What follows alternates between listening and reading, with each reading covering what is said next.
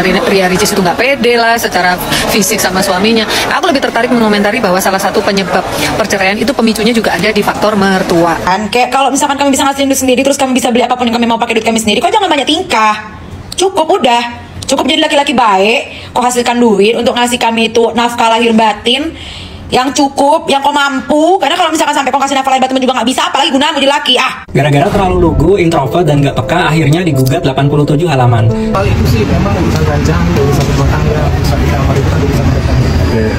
Ketika ketertarikan itu kan banyak sebab akibat, entah ada capean kah, atau memang ada hal-hal yang belum tuntas untuk bisa diselesaikan dibicarakan.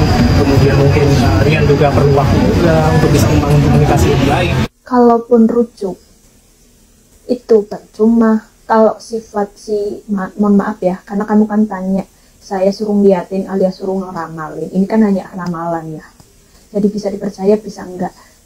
Kalaupun nantinya rujuk itu, kalau sifatnya si Ricis tidak berubah, itu percuma, suatu saat akan pisah ya. Karena kalaupun rujuk itu bukan demi Ricis, tapi demi siapa itu, demi anaknya.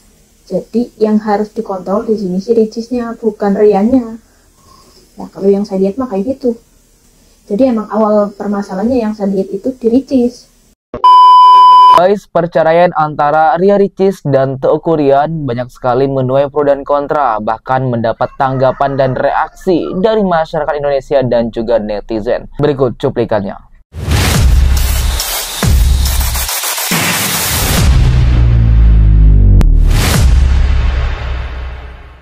Akhirnya sedikit membahas kasus perceraian Ria Ricis sama suaminya. Nah itu kan bocor tuh ya, apa aja penyebab perceraian. Aku nggak mau mengomentari yang lain-lainnya, yang masalah katanya Ria Ricis itu nggak pede lah secara fisik sama suaminya. Aku lebih tertarik mengomentari bahwa salah satu penyebab perceraian itu pemicunya juga ada di faktor mertua. Nah beberapa kali mungkin aku bikin video tentang mertua gitu ya. Mertua itu memang ya, terutama mertua perempuan ini kadang-kadang memang agak lebay gitu ya. Banyak yang lebay lah, mengintervensi urusan rumah tangga anak-anaknya. Nah kalau sudah seperti itu susah ya. Jadi kalau aku nih Raya, aku kan nanti juga akan jadi calon mertua gitu ya, dari istri anakku gitu, dari suami anakku gitu. Kalau aku punya prinsip gini, aku tidak ingin mencampuri urusan rumah tangga anak-anakku. Itu udah insya Allah itu prinsipku lah ya. Nah aku tuh sempet lihat kan, kalau ya gak tahu di vlognya Ria Ricis waktu itu Teuku Ryan itu minta es gitu loh, es kurma atau es apa, pokoknya dan nata de coconya kayak gitu. Ria Ricis itu nggak mau karena dia lagi bikin vlog, karena mama mertuanya pernah bilang jangan sampai di rumah itu menyediakan es, katanya begitu gitu, karena katanya mertuanya Ria Ricis itu adalah orang kesehatan gitu ya Rek ya. Nah sebenarnya sensitif banget gitu loh. Kalau sudah urusan rumah tangga anak itu, kenapa orang tua jangan ikut campur? Orang tua tuh kadang-kadang berpikir begini, aku yang lebih tahu anak-anakku, misalkan anakku cowok itu ya, aku yang lebih tahu tentang anakku gitu. Nah nggak bisa. Kalau sudah suami istri, yang lebih tahu tentang suami istri tersebut ya mereka berdua gitu loh. Kita tuh sebagai orang tua tuh nggak usah terlalu berlebihan bahwa kita. Nah betul guys, aku setuju banget dengan pendapat kakak ini, bahwasanya jika seorang anak sudah menikah dengan entah baik itu istri atau suaminya, maka yang lebih kenal, yang lebih tahu itu adalah ya mereka suami istri gitu loh, bukan orang tua yang mungkin tahu tentang anaknya itu hanya di waktu kecil aja sebelum anaknya bisa mandiri gitu loh. Kalau sudah besar, bahkan ya tampak kita lihat dalam kehidupan sehari-hari, anak sudah remaja terus menuju dewasa bahkan sampai nikah, kebanyakan cuek dan tidak terlalu dekat atau menceritakan hal-hal yang privasi terhadap orang tuanya. Nah, jika nanti dia sudah menikah, baik itu kepada istri atau suaminya, tentunya mereka yang lebih kenal dekat karena mereka sudah suami istri. Antara suami dengan istri tentunya kita rasa tidak ada yang ditutup-tutupin. Namun di antara seorang anak kepada orang tua masih ada kemungkinan untuk ada hal yang ditutup-tutupin seperti itu. Jadi janganlah ya orang tua, jikalau anak sudah menikah, saya rasa tidak perlu lagi untuk ikut campur atau menjadi sumber permasalahan yang timbul dalam keluarga atau rumah tangga anaknya karena hanya menjadi bahan untuk berantemnya aja gitu loh. Hal tersebut terbukti terjadi kepada Ricis dan Teuku Ryan yang mana dengan keberadaan orang tua Teuku Ryan yang mungkin terkesan ikut campur menjadi bertengkar lah itu mereka berdua, Ricis dan Teuku Ryan, bahkan sekarang bercerai. Rasa paling tahu tentang anak-anak kita. Nah, perkara sepele kalau mertua itu berkomentar itu menjadi sensitif. Contoh ya, misalkan mertua itu berkunjung ke rumah mereka anak-anaknya gitu, terus tahu ada sesuatu barang yang nggak pas, atau misalkan kalau agak ada di mana itu ada kotor gitu, mertua itu komentar, maksudnya baik, ini kok kotor nggak dibersihin lah. Tapi buat si menantu, terutama menantu perempuan, itu menjadi sensitif gitu loh.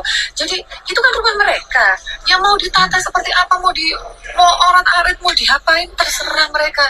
Kita di sana itu sebagai tamu. Nah, aku selalu bilang ya, ini swear ya, aku ngomong ke anakku cowok nih ya, anakku cowok itu kan kepengennya tuh bikin mamanya seneng nih ya. Dia tuh udah punya planning nih, nanti kalau aku udah kerja aku pengen gini sama mama, ngasih ini ngasih itu gitu. Aku selalu bilang begini, kamu memang sama mama berbakti, itu memang boleh, tapi kamu juga harus memuliakan, memberikan yang terbaik untuk istri kamu. Aku selalu seperti itu gitu. Intinya jadi mertua jangan egois, dan kalau sudah menitipkan anaknya kepada menantu gitu loh, udah jangan ikut campur lagi, karena mereka sudah punya rumah tangga masing-masing gitu loh. Mereka sudah lebih dewasa, lebih mandiri gitu loh, bisa mengurus bagaimana kehidupan mereka berdua. Jadi nggak usah ikut campur. Jadi itu pelajaran yang bisa kita ambil dari kasus Ricis dan Teuku Ryan tersebut. Tapi ini emang fenomena yang sering terjadi ketika sebuah rumah tangga itu perempuannya juga kerja dan menghasilkan uang mungkin lebih banyak daripada suaminya. Pasti keluar omongan kalau perempuan ini keras kepala, nggak bisa diatur, dominan, mau menang sendiri, apalah segala macam. Ya kayak mana, kami pun juga nggak kenal sebenarnya hidup sendiri. Maksudku paham kan? Kayak kalau misalkan kami bisa ngasihin duit sendiri, terus kami bisa beli apapun yang kami mau pakai duit kami sendiri, kok jangan banyak tingkah. Cukup udah.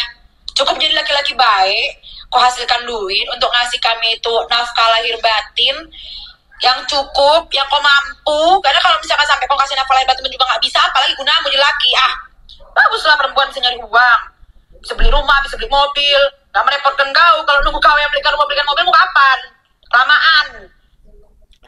Jadi ya menurut kakak ini, kalaupun memang Anda mendapatkan istri ya, seorang laki-laki mendapatkan istri yang mandiri, yang juga sudah mapan dengan pekerjaan dan finansial, ya udah gitu loh.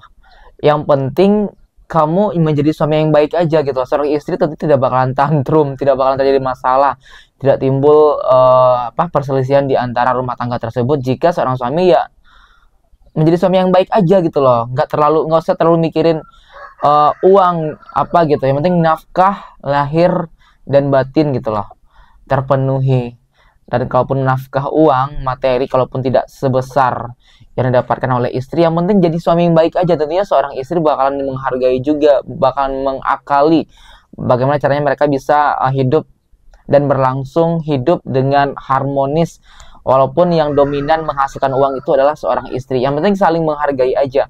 Dan mungkin tampak di sini ya seorang Ricis sudah capek bekerja, namun Teuku Ryan juga tidak bisa memberikan yang terbaik untuk istrinya, terutama nafkah batin atau lahir seperti itu. Pada posisi tertekan, saya bingung banget. Gimana caranya saya bisa mengcover acara sebesar itu? Jadi terlihat ya guys ya, dari kasus ini tampak sekali Ryan dan Ricis kurangnya komunikasi, terus kurangnya empati, dan juga perasaan tertekan dari Teuku Ryan ini tidak bisa disampaikan dengan baik. Jadinya ya kurangnya komunikasi, akhirnya berpisah seperti ini. Dan juga ya guys ya, kita perlu perhatikan dalam rumah tangga itu memang betul-betul kalau ada masalah langsung diselesaikan, jangan malah cuek, pergi, keluar, kabur. Ya jadinya ya tidak bakal selesai masalahnya kita. Bang Dedi, alasannya mungkin tadi ada beberapa akibat Teuku Ryan artinya kurang tertarik untuk melakukan nafkah batin kepada Ricis. Gini ya teman-temannya.